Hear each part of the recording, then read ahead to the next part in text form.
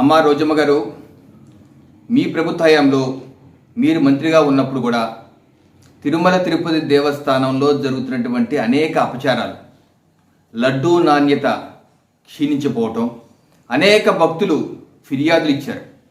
ఆ ఫిర్యాదులు మీకెప్పుడు మీ చెవిన పడలేదా రోజమ్మ? మెట్ల మార్గంలో వెళ్ళే వారికి దివ్య దర్శనం తీసేశారు. ఆ భక్తులు ఎంతో ఘోష పెట్టారు. ఆ ఘోష మీరు ఎప్పుడూ వెళ్ళలేదా రోజమ్మ?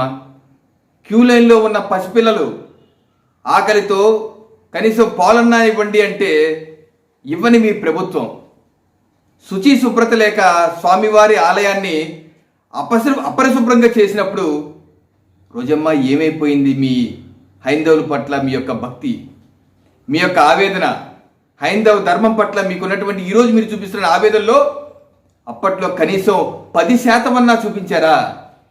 ఈరోజు ఏం మొహం పెట్టుకొని మా రాష్ట్ర అధ్యక్షులు పురంధేశ్వరి గారిని ప్రశ్నిస్తున్నాను, నేను అడుగుతున్నాను.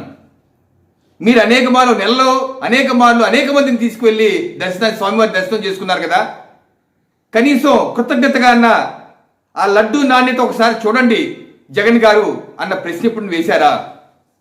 జగన్ గుండె చప్పుడు మీకు వినపడుతుందే.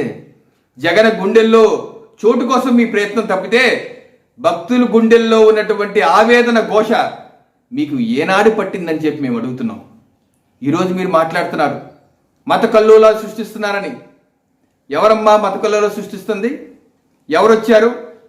లడ్డూ నాణ్యత పడిపోయింది, ఈ యొక్క లడ్డూ కలుషితమయ్యింది అని చెప్పి ఆవేదన వ్యక్తం చేస్తుంటే ఎవరన్నా ఎవరి మీద ఒక్క దాడి చేశారా?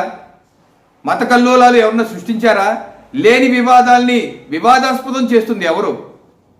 ఈరోజు సనాతనంగా దశాబ్దాలుగా ఉన్నటువంటి డిక్లరేషన్ విధానంలో చట్టపరంగా ఉన్నటువంటి విధానం జీవో నెంబర్ 311 ఉన్న జీవోని సైతం తొంగలో తొక్కి ఈరోజు మీ అధినేత డిక్లరేషన్ ఇవ్వకుండా అదేంటని అడిగితే లౌకికవాదం అంటూ మత ఘర్షణలకి దారి తీసే విధంగా వ్యాఖ్యలు చేస్తుంది ఎవరు? కులాల మధ్య చిచ్చులు పెడుతుంది ఎవరు? దళితులకు ఆలస్య ప్రవేశం ఇవ్వరా? ఇదే నా పరిస్థితి ఇలా అయితే దళితుల పరిస్థితి ఏంటని అడుగుతున్నారే. రోజమ్మ, మీ హయాంలో తిరుమల తిరుపతి దేవస్థానంలో కనీసం ఒక్క దళితుడి కన్నా సరే మరి సభ్యత్వం ఇచ్చారా? టీటీడీ పాలక మండలి బోర్డులో మెంబర్గా వేశారా? అది నిబంధన ఉందే, చట్టం ఉంది, అయినా సరే చట్టం ఉల్లంఘన జరిగిందే. ఆ రోజు మీరు ఎందుకు అడగలేదు? ఈరోజు మనం చూసాం సిజే చంద్రచూడ్ గారితో పాటు ఆయనతో పాటు వచ్చినటువంటి అన్య మతస్థులు డిక్లరేషన్ సంతకం పెట్టి వెళ్ళారు కదా. ఈరోజు సాక్షాత్ పవన్ కళ్యాణ్ గారు వారి కూతురికి కూడా డిక్లరేషన్ ఇప్పించి వెళ్ళారు కదా.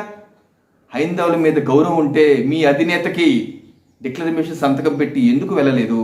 హైందవుల మీద మీకు గౌరవం ఉందా? రోజమ్మ, ఒక్కసారి ప్రశ్నించుకోండి, మీ ఆత్మసాక్షిని ప్రశ్నించుకోండి. మీ ప్రభుత్వ హయాంలో 250 పైచిక ఆలయాలపై దాడి జరిగితే ఏ రోజన్నా రోజమ్మ మీరు బయటకు వచ్చి ప్రశ్నించారా? హైందవుల మనోభావాలు ఈ రకంగా మీరు తొంగలో తొక్కుతారా, ఆవేదన గురి చేస్తారా అని చెప్పి ఏ రోజన్నా అడిగారా? అడగని మీరు ఈరోజు తగుదునమ్మా వచ్చి ప్రశ్నిస్తారా?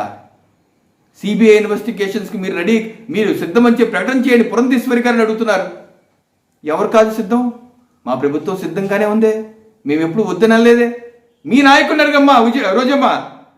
ప్రధానమంత్రి నరేంద్ర మోడీ గారికి రాసిన లేఖలో 8 పేజీల లేఖలో ఎక్కడన్నా సరే నేను సిబిఐ విచారణకు సిద్ధం అని చెప్పి మాట రాశారా?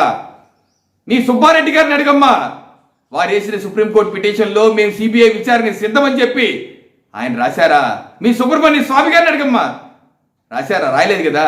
ముందు మీ నాయకుడిని అడుగు రోజమ్మ, మీ నాయకుడిని అడుగు. ఈరోజు తగుదునమ్మా అని చెప్పి వచ్చి ఈ రకంగా మా రాష్ట్ర అధ్యక్షుల మీద బురద జల్లే కార్యక్రమం తగదమ్మా మీకు రోజమ్మ.